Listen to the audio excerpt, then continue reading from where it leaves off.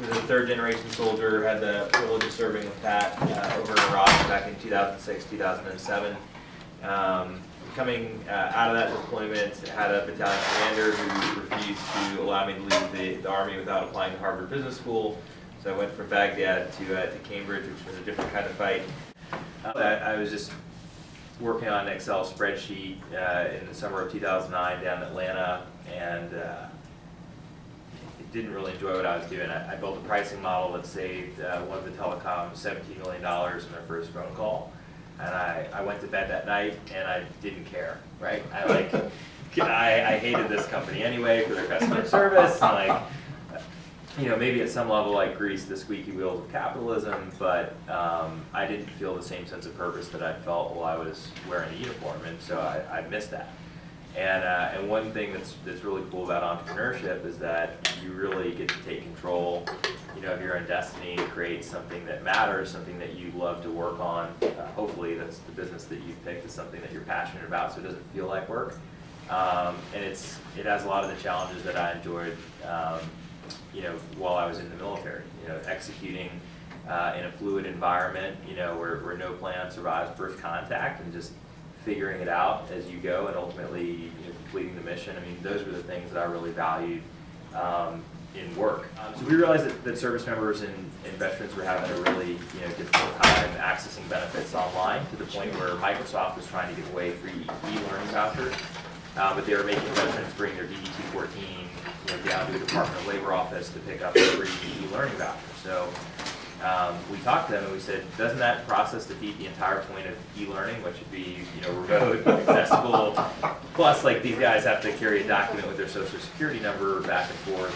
What if they lose their briefcase? That DD-214 slips away, or somebody mugs you or whatever. There goes your entire identity, right? So it's not the most secure way for the veteran either to access their benefits. And then we looked around at different retailers, and we saw brands like Under Armour that were doing 10% off for military and first responders in store, weren't doing it online. So as we talked to Microsoft and Under Armour, we said, why aren't you delivering these programs online through your .com channels, through your mobile apps? They said, hey, we'd love to, but we literally have no way to know if one of our customers is in fact a member of the military or a veteran. And without a way to verify that, if anybody could come to us and check a box and say, hey, I'm military, I should save 10% off this transaction, it's going to be a ton of posers and the whole stolen valor crowd. If there's no monetary benefit to claiming that you're a Ranger or Navy SEAL, then imagine if you actually put some financial benefits behind it. I think there's something like 2,700 Navy SEALs in the country, but at any given time on the internet, there's about 3 million people in chat forums Navy SEAL, right?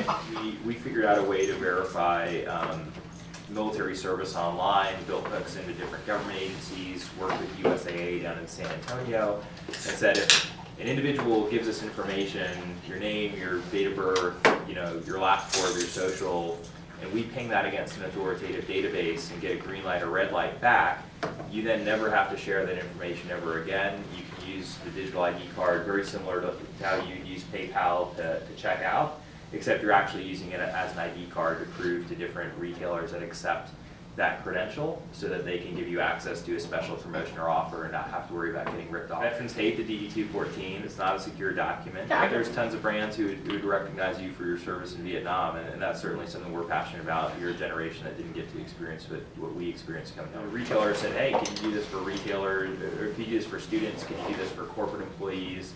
Could you do this for the PTA?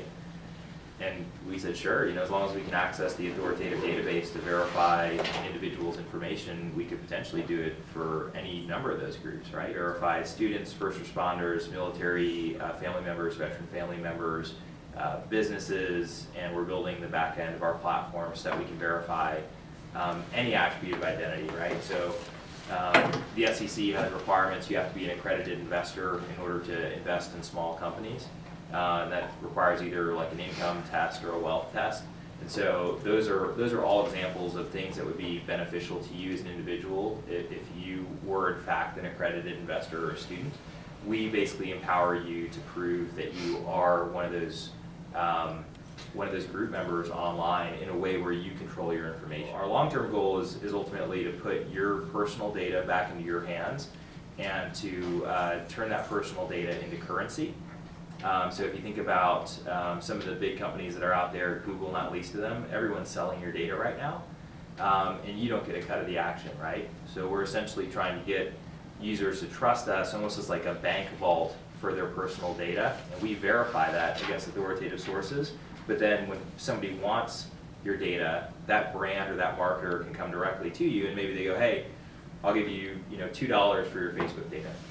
And you can say, sure, that's fine. Or you can say, hey, my privacy is too important to me. I'd rather not give that up to this brand. We've raised $16 million to date in financing. The Department of Commerce gave us $2.8 million last July, picked us as one of the top 5 identity products in the country. We have 30 employees right now, and we're growing like crazy. So we basically identified the DoD as the data holder for veterans that go back to 1985, and we have relationships that essentially allow us to verify military service. But for all the folks in your generation, we had to find another government agency that is the record holder for pre-1985 veterans. And then we also built relationships with financial institutions like USAA. Banks are really good at identity. If that bank has screened your information against a government database and knows that you've served, which for them is a requirement of membership, then we can use them as basically a proxy to say, hey, I've already screened this individual's data. I know that they're a veteran or that they're an active reserve member. But yes, in order to do what we wanted to do, the very first step was to get access to the data. That's why we were picked by the Department of Commerce as one of the top identity products. Our head of information security was the chief network security officer at the Pentagon. Right. So we've been audited by USA, we've been audited by American Express. There's a distinction between running a tech startup, a true startup, that you're trying to either reinvent an existing market and disrupt incumbents, or you're starting an entirely new market, right? Apple's an example of a company that has consistently started new markets for their products, right? Where you have a phone that also plays your music, that also does like instant messaging and is a computer. Like they consistently invent new categories. The fact that they're in music is crazy, but they're really good at inventing like new markets as a technology company. But then there will be other companies that, like a Priceline would be a good example, right? How do we allow people who are really price sensitive to get good deals in hotels? And they kind of re-segmented that market so that they created a different amount of value. That's really risky stuff. Most people fail when they try to do that, whether they try to start a new market or they try to re-segment an existing market. I think at the other end of the spectrum, you have maybe like your franchises and things where there's a playbook, right? So as long as you get the real estate decision right and you can execute on the blueprint that they give to you, your chances of success are a lot higher. But it's the whole wealthy versus rich conversation, right? So if we succeed, we're talking several $1 billion, but we could also go to zero. If you're at a local level, you succeed, you might be able to get a few million out of that, but your odds of failure are also much lower. Building credibility is the most difficult thing to do. Initially, when it's just you making a pitch, you really have to find somebody who almost makes a leap of faith on you as an individual and trusts you, that they're going to stick their name to yours and that they're going to give you a shot. So for us, Under Armour was that company, USAA down in San Antonio was that company that kind of took a chance on us.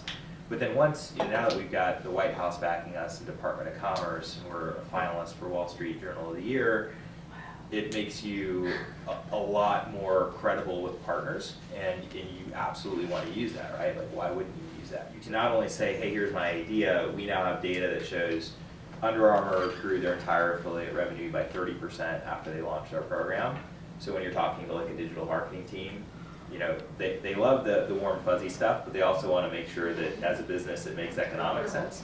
And what we've shown is that everybody wins. Like if you do a program that serves military vets, students, they're going to be more loyal to you because of what it means about your brand and your values, right? We feel if you've worn the uniform, you've earned the right to the benefits, and who are we to keep you from interacting with a brand that wants to let you save money?